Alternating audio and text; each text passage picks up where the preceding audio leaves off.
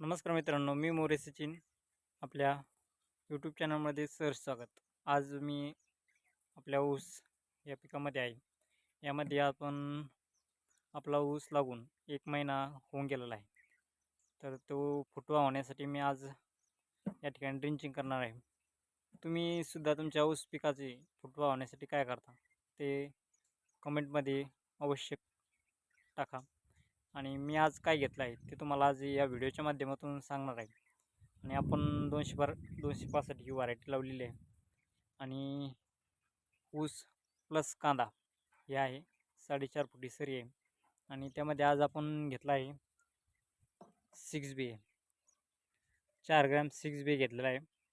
त्याचप्रमाणे 4 gram IBA घेतलेला आहे आणि 1 किलो 1261 घेतलेला आहे.